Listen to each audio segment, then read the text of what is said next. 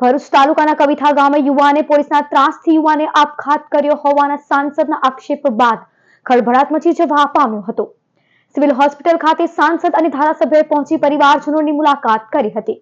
ભરૂચ તાલુકાના કવિથા ગામે રહેતા યુવાન કીર્તન વસાવાએ ઝેરી દવા ગટગટાવી આપઘાત કરી લીધો હતો।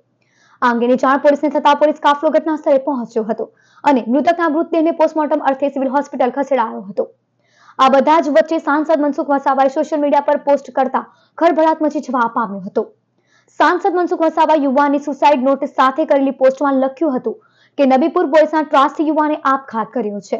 ત્યારે સમગ્ર ઘટનાની ન્યાયિક તપાસની માંગ સાંસદ મનસુખ વસાવાએ કરી હતી। સુસાઇડ નોટમાં યુવાને નબીપુર પોલીસના દારૂ કેસમાં ખોટી રીતે હેરાન કરતી હોવાથી તે આ પગલું ભરતો હોવાનો ઉલ્લેખ કર્યો હતો। એક મહિના પહેલા કમ્પ્લેટ નબીપુરના પીએસઆઈ શ્રી પરમાર તથા તેમની ટીમે નિકોરામાં અમારા જિલ્લા પંચાયતના સભ્ય છે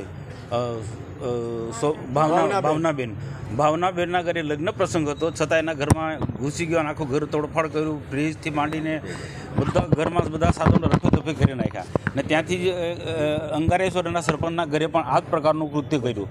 કોઈ પણ જાતના એના વગર ઘરમાં ઘૂસી જાય ને ગમે તેના ઘરમાં તોડફોડ કરે।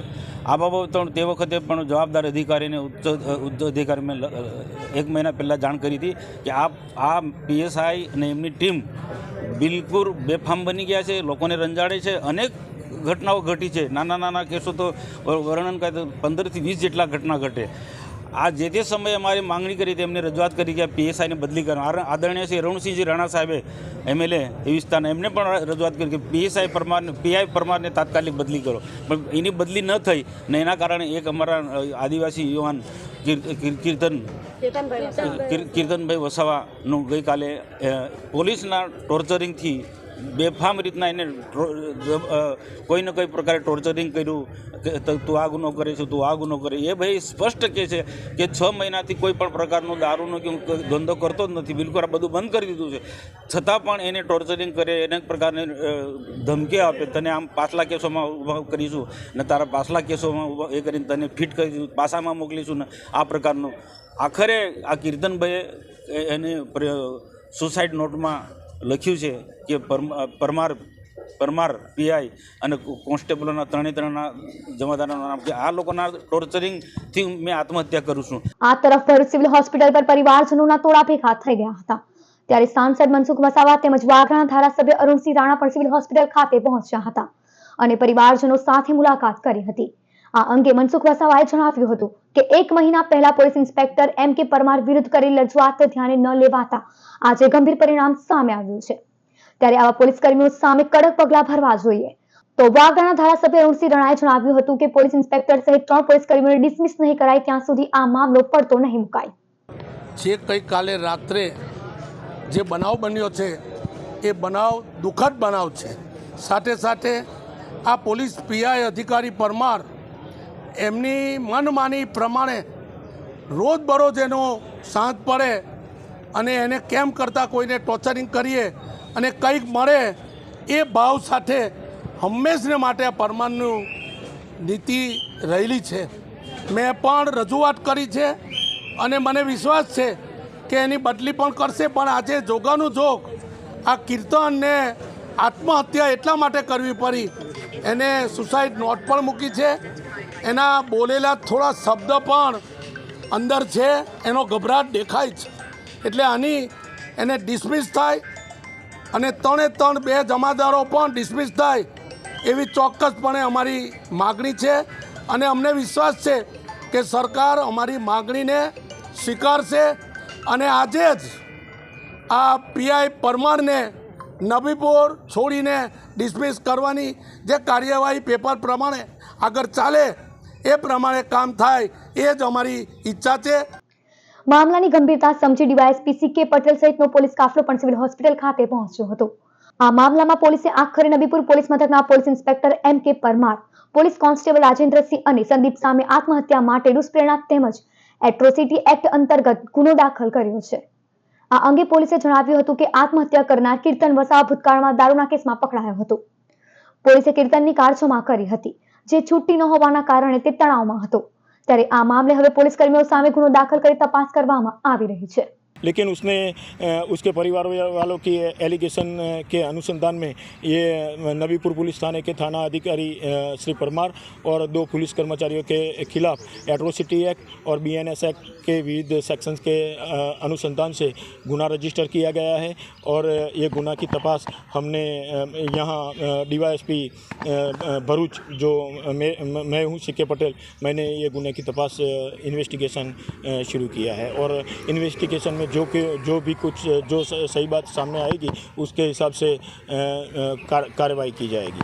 તો ન્યાય માટે આદિવાસી સમાજના લોકોએ સિવિલ હોસ્પિટલ બહાર રસ્તો જામ કરતા પોલીસ અને આગેવાનો વચ્ચે હોબાળો મચ્યો હતો। મારા પપ્પાને આ પોલીસવાળા એટલો ત્રાસ આપીને કે મારા પપ્પાએ આત્મહત્યા કરી લીધી। સુસાઇડ નોટ લખેલી છે તે છતાં આ લોકો FIR દર્જ નતા કરતા।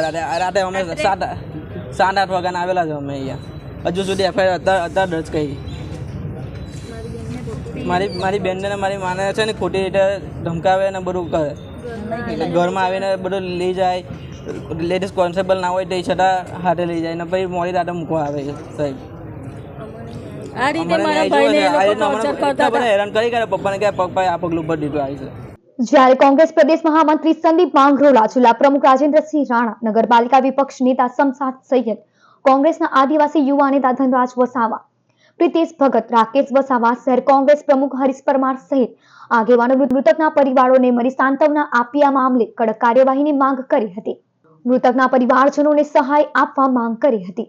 અને એક તરફ પોલીસ જ જ્યારે ગુનાહિત પ્રવૃત્તિની અંદર સામેલ છે ત્યારે પ્રજાએ ન્યાય માગવા ક્યાં જવું એ પ્રશ્ન છે। ત્યારે આજે કોંગ્રેસના તમામ આગેવાનો આદિવાસી પીડિત પરિવારની પડખે ઊભા છે અને માગણી કરી છે કે તાત્કાલિક જે આરોપી છે એ આરોપીઓને ખાતાકીય તપાસ હાથ ધરવામાં આવે, એને તાત્કાલિક સસ્પેન્ડ કરવામાં આવે અને જો સસ્પેન્ડ કરવામાં નહીં આવે તો જલદ આંદોલન આદિવાસી સમાજને સાથે રાખીને કોંગ્રેસ પક્ષ પણ કરશે અને જે